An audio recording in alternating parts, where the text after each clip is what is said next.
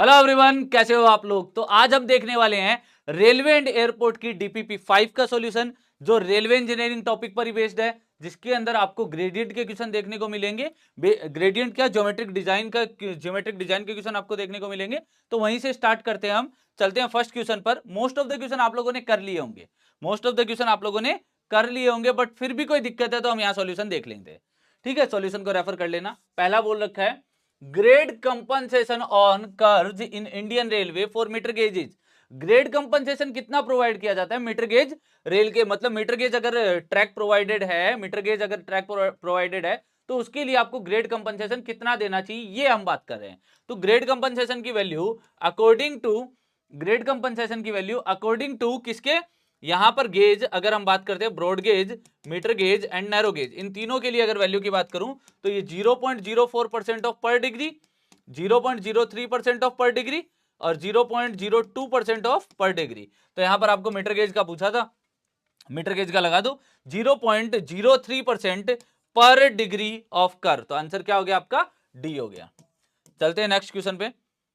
Which one of the following is the correct expression for the versine, versine का पूछा है, correct expression क्या होगा वर्साइन का। अगर हम बनाते हैं तो वर्साइन का मतलब क्या होता है, यहां पर वर्साइन हम किस लिए बनाते हैं, जो हमने ट्रैक प्रोवाइडेड किया है, जो हम कर प्रोवाइडेड कर रहे हैं उसको क्रॉस चेक करने के लिए बनाते हैं, क्या हमने सही प्रोवाइड किया है कि नहीं किया, इसीलिए बनाते हैं वर्साइन। ठीक है, वर्साइन ये यहां पर अगर मैं बात करूं तो वर्साइन के कोरेस्पॉन्डिंग यहां पर रेडियस, यहां पर कुछ ऐसा दिखेगा ये। ठीक है, तो ये जो पार्ट है इसमें वर्साइन कौन सा हुआ, वर्साइन ये वाला पार्ट हुआ, ये निकालना है। ये L/2 हो गया, ये L/2 हो गया, ये 2r माइनस वी हो गया। ठीक है, क्या निकालते हैं, L²/4 is equal V into 2r minus V. तो यहां से वी स्क्वायर को नेग्लेक्ट कर देंगे, तो L²/4 is equal to 2rv, तो v इज इक्व टू आ जाता है L²/8r। तो आपके पास आंसर कितना हो गया, L²/8r, एच दे रखा है यहाँ पे, तो आपके पास आंसर क्या हो गया, सी। चलो नेक्स्ट पे। Which one of the following type of transition curve is mostly used in Indian Railway? Indian railway में कौन सा ट्रांजिशन कर्व यूज होता है। तो ट्रांजिशन कर्व इंडियन रेलवे में अगर मैं यहां पर डिफ्लेक्शन कर्व की बात करूं तो ये कितना होता है, अप टू 9 डिग्री, 9 डिग्री से ज्यादा नहीं होता। तो यहां के लिए कौन सा प्रोवाइड किया जाता है, क्यूबिक पैराबोला।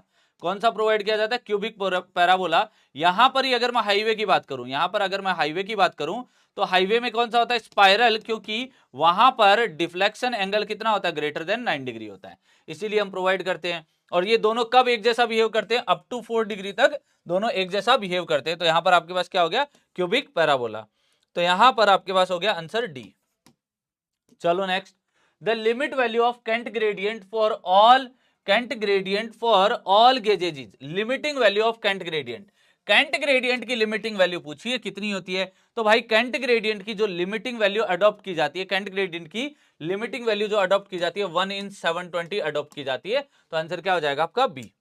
चलते हैं नेक्स्ट पे। मोर गेज विड्थ इज रिकमेंडेड। देखो क्या है, जब हमारे पास नैरो गेज अवेलेबल था, फिर हमने मीटर गेज की बात की, फिर हमने ब्रॉड गेज की बात की। नैरो गेज में हमें टाइम ज्यादा लग रहा था, दैट मींस हमारी स्पीड क्या थी, कम थी, स्पीड क्या थी, कम। मीटर गेज में थोड़ा सा टाइम रिड्यूस हुआ, बट अभी भी अगर हम बात करें तो speed as compare to narrow gauge से तो ज्यादा थी, बट ब्रॉड गेज से क्या थी, कम थी। तो यहां पर अगर हम आगे गए तो स्पीड क्या हो गई, यहां पर और इंक्रीज हो गई, टाइम और कम लगने लग गया। तो यहां पर हम क्या करते हैं, यहां पर हम क्या बोलेंगे, option to attain greater speed. हाँ, ये हमारा एक पर्पज हो सकता है। इन हिली एरियाज नहीं प्रोवाइड करते, नैरो गेज प्रोवाइड करते हैं हिली एरियाज में। फिर आगे चलते हैं, इन चीप प्लेट लेइंग, सस्ते प्लेट बिछाने के लिए तो नहीं होता, क्योंकि हमें जैसे जैसे हम गेज बढ़ाएंगे वैसे वैसे लोड भी बढ़ेगा, तो लोड बढ़ेगा तो ये स्टेटमेंट तो गलत हो गया, ये स्टेटमेंट तो क्या हो गया, गलत। When the traffic flow is highly fluctuating, मतलब ट्रैफिक फ्लो है कभी कम और कभी बहुत ज्यादा हो जाए, ऐसे में हम नहीं प्रोवाइड करते। तो यहां पर हमारा जेन्युइन रीजन हो गया ए। चलो, choice of gauge depends on, choice of gauge किस पे डिपेंड करता है। तो देखो पहली चीज, हमें 4 दे रखे हैं पॉइंट, हमें दे रखा वॉल्यूम ऑफ ट्रैफिक, हाँ वॉल्यूम ऑफ ट्रैफिक ज्यादा होता है तो गेज की चॉइस उसी के अकॉर्डिंग करते हैं। स्पीड ऑफ ट्रैफिक डिपेंड करता है, नाइदर वॉल्यूम गलत है, ये आंसर आपका डी हो जाएगा, इसका आंसर क्या हो जाएगा, डी हो जाएगा। क्लियर है, चलो आगे। The grade compensation on 4 degree curve on a broad gauge railway. Broad gauge के लिए क्या बताया था ग्रेड कंपनसेशन 0.04% पर डिग्री। ठीक है, तो कितना हो जाएगा 0.04 मल्टीप्लाई बाई 4 तो 0.16% आ जाएगा, 0.16%। तो आंसर हो गया आपका ए। चलो आगे next, the permissible cant deficiency, the permissible cant deficiency for speed up to 100 kmph, up to 100 kmph in a narrow gauge. Narrow gauge cant deficiency कितना प्रोवाइड करते हैं? नैरो गेज में हम कितनी प्रोवाइड करते हैं? 38 mm प्रोवाइड करते हैं, 38 mm प्रोवाइड करते हैं। ठीक है, अगर यही नैरो गेज के लिए हो गया तो इसका मतलब 3.8 सेंटीमीटर। ठीक है, मीटर गेज के लिए कितनी प्रोवाइड करते हैं? 51 mm, दैट मीन्स 5.1 सेंटीमीटर। ठीक है, 5.1 सेंटीमीटर। तो यहां पर हमें ध्यान देना है कि ये जो 5.1 का डेटा है मीटर गेज का है, और 38 mm का जो डेटा है, 38 mm का जो डेटा है वो किसका है? नैरो गेज का है। और यहीं पर अगर ब्रॉड गेज की बात करोगे तो कितना प्रोवाइड करते हैं? 75 mm। ठीक है, अप टू 100 kmph, 100 kmph से ज्यादा होगा तो ये 10 मतलब अगर ये कहां तक है? अप टू 100 kmph तक, अप टू 100 kmph तक है। अगर इससे ज्यादा हो गई, स्पीड ग्रेटर देन 100 kmph हो गई, तो आप क्या करोगे? तो आप यहां पर प्रोवाइड करोगे कितना? 10 सेंटीमीटर या फिर 100 mm, इतना आप प्रोवाइड करते हो। तो यहां पर आपके पास क्या हो गया? 3.8 सेंटीमीटर, आंसर हो गया बी। चलो next, the maximum degree of curvature for metre gauge track is, the maximum degree of curvature broad gauge के लिए कितना होता है? मीटर गेज के लिए कितना होता है? नैरो गेज के लिए कितना होता है? नैरो के लिए 40, इसके लिए 16 डिग्री और इसके लिए 10 डिग्री। तो यहां पर लगा दो आंसर 16 डिग्री। आंसर कितना हो गया? ए। चलो next, for undeveloped areas the type of gauge is adopted. For अगर हमारा बोले कि अंडर डेवलप्ड जो एरिया होते हैं, या मतलब अगर हम बोलते हैं जो अभी डेवलपिंग में आने वाले हैं, उन सारे एरिया के लिए हम क्या करते हैं? प्रायरली मीटर गेज बिछाते हैं। क्यों मीटर गेज बिछाते हैं? कुछ टाइम पर मीटर गेज में रन करेंगे और मीटर गेज के बाद में वहां पर हम क्या करते हैं? टाइम के साथ वहां पर ब्रॉड गेज लगाते हैं। वो डिपेंड करेगा वहां के फ्लो ट्रैफिक पर, वहां के नंबर ऑफ पैसेंजर्स पर, वहां की इनकम पर, काफी सारी चीजों पर ये डिपेंड करता है। तो यहां पर आपके पास क्या हो गया? Metre gauge. तो इसका आंसर हो गया ए। चलो next one, what is the steepest gradient permissible on a 2 degree curve for a broad gauge line having ruling gradient of 1 in 200। मतलब आपको प्रीवेलिंग ग्रेडियंट कौन सा हो गया? प्रीवेलिंग ग्रेडियंट आपका हो गया, प्रीवेलिंग ग्रेडियंट हो गया 1 in 200, जिसको परसेंटेज में कन्वर्ट कर लेंगे, मतलब यहां पर हम परसेंटेज में कन्वर्ट कर लेंगे 100 से मल्टीप्लाई करके, तो कितना हो गया? 0.5%।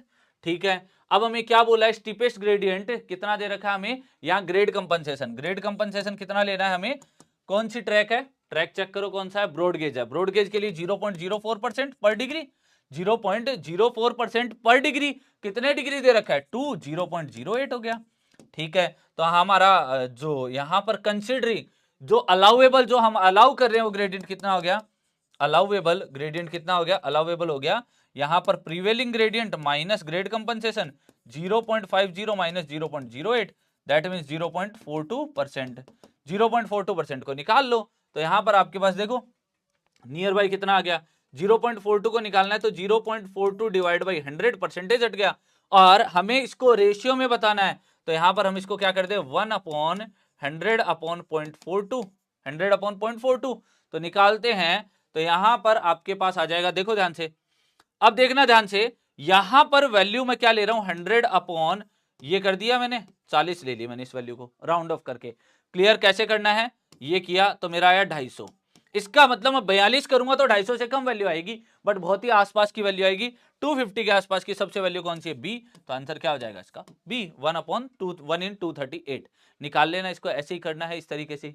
चलो, equilibrium Kant for a 3 degree curve on a broad gauge track if the permitted speed is 70 kmph, 70 kmph दे रखा है। तो यहां पर रेडियस निकाल सकते हैं। रेडियस कितना होता है? 1720 अपॉन डिग्री।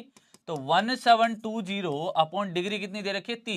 3 डिग्री दे रखी है। तो यहां से 3 5 15, 3 7 21, ठीक है, 573.33 मीटर, ये आपके पास रेडियस आ गई। चलो रेडियस आ गई। हमें क्या बोला था, ई बताना है, जिसमें हमें क्या दे रखा है, if permitted speed is E is equal to GV square upon 127 are.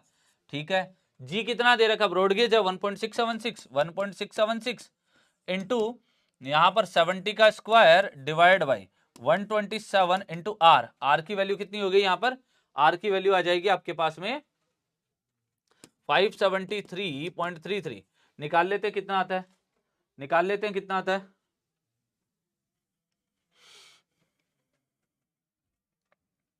1.676 multiply by 70 multiply by 70 divide by 127 divide by 573.33, ये आ गया 0.1127 मीटर।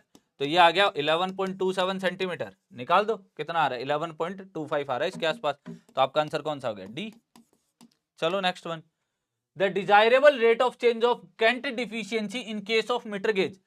केंट डिफिशियंसी कितनी ली जाती है, केंट डिफिशियंसी का अगर रेट पूछे तो ये रेलवे बोर्ड बताता है कि ये वैल्यू कितनी लेनी चाहिए, 35 mm पर सेकंड। तो आपका आंसर क्या हो जाएगा, यहाँ पर बी हो जाएगा, रेलवे बोर्ड के अकॉर्डिंग है ये data. The railway station at which A track line meets A main line is called. ये क्या कह रहा है, मैन लाइन है, ठीक है, एक ट्रैक लाइन है, वो आके इसमें क्या हो रही है, वो आके इसमें क्या कर रही है, मीट कर रही है। तो उसको क्या कहेंगे, वो कहां होता है, वो आपके जंक्शन पे होता है, वो आपके कौन सा होता है, जंक्शन स्टेशन पर होता है। तो इसका आंसर क्या हो जाएगा, ए। चलो next one, cant deficiency becomes an inevitable consideration on a main line and branch line moving in. क्या बोल रहा है, कैंट की न्यूनता एक अपरिहार्य मतलब अनरीजनेबल हमने प्रोवाइड की है, उसका रीजन नहीं था प्रोवाइड करने का। तो वो हमसे पूछा गया कैंट डिफिशियंसी कब ऐसी कंडीशन में आ जाती है। तो देखो कंसिडरेबल होता तब तो यहां पर कंसिडरेबल लिखता, अब इसको कंसिडर नहीं करना है तब ये बात कर रहा है। तो इसके लिए क्या होना चाहिए, देखो जो मैन लाइन वो इधर जा रही है, इसी डायरेक्शन में अगर हम प्रोवाइड करते हैं, इसी डायरेक्शन में अगर हम ब्रांच लाइन प्रोवाइड कर देते हैं, ये ब्रांच लाइन प्रोवाइड कर दी, तो ये बताओ ये इनर रेल थी आउटर थी, अभी भी ये आउटर है इनर रेल है, अब यहां पर कैंट डिफिशियंसी प्रोवाइड करनी पड़ेगी क्या, नहीं। बट जैसे ही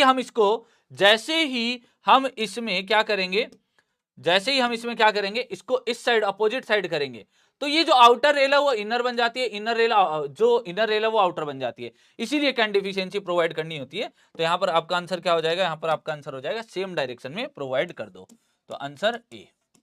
चलो next one, the negative super elevation is provided on. Negative super elevation कहां प्रोवाइड किया जाता है, मैन लाइन में प्रोवाइड करते हो, ब्रांच लाइन में, ब्रांच लाइन में प्रोवाइड करते हो, आंसर हो गया ए। मैन लाइन में तो क्या होता है, सुपर एलिवेशन प्रोवाइडेड होता है, सुपर एलिवेशन प्रोवाइडेड होता है। बात समझ में आई यहां तक।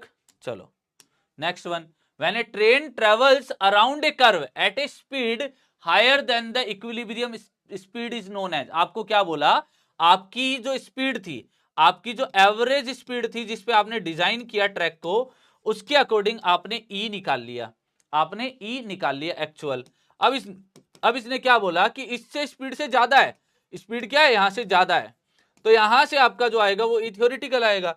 ई थ्योरेटिकल में से ई एक्चुअल के डिफरेंस को हटाते हैं, आपने इतना प्रोवाइड किया मतलब कैंट में डिफिशियंसी प्रोवाइड किया, तो आंसर क्या हो गया, कैंट में डिफिशियंसी प्रोवाइड की है। आपको प्रोवाइड इतना करना था, प्रोवाइड आपने इतना किया है, तो यहां पर अब जो वैल्यू आएगी यहां से लेके यहां तक हमें डिक्रीज करनी पड़ेगी। इसी डिफरेंस को क्या बोल देते हैं, कैंट डिफिशियंसी बोल देते हैं, इसी डिफरेंस को क्या बोल देते हैं, कैंट डिफिशियंसी। तो आंसर क्या हो गया, डी। चलो next, the speed which protects a carriage from the danger of overturning and derailment for broad gauge and metre gauge with transitional curve.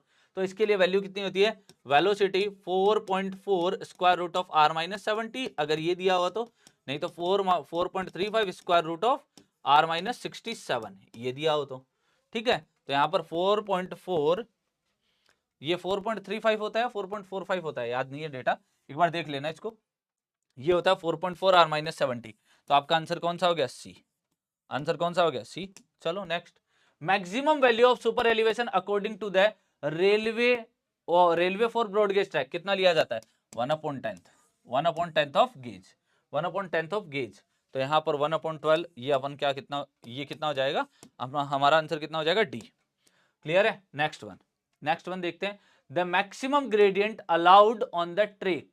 Maximum gradient कौन सा अलाउ करते हैं ट्रैक सेक्शन पर, तो देखो मैक्सिमम ग्रेडियंट हम कौन सा अलाउ करते हैं, अलाउ हम रूलिंग करते हैं, मजबूरी हो गई तो हम मोमेंटम भी प्रोवाइड करते हैं और पुशर ग्रेडियंट भी प्रोवाइड करते हैं। बट हाँ, हम जितना ट्राई करेंगे हम रूलिंग से ज्यादा नहीं प्रोवाइड करेंगे, हम कोशिश यही करते हैं। उसके बाद वो तो हमारी मजबूरी का केस है, तो हम अलाउ कितना करते हैं, हम रूलिंग के बराबर अलाउ करते हैं। तो आंसर क्या हो गया यहाँ पर, आंसर आपका हो गया डी। क्लियर है? ये था आपका इस डीपीपी का सॉल्यूशन। आई होप आपने सारे क्वेश्चन बहुत अच्छे से किए होंगे, आपकी प्रैक्टिस बहुत अच्छे से जा रही होगी। ऐसे ही और क्वेश्चन प्रैक्टिस करते रहो। मिलते हैं नेक्स्ट डीपीपी में, आज के लिए इतना ही। Thank you so much guys.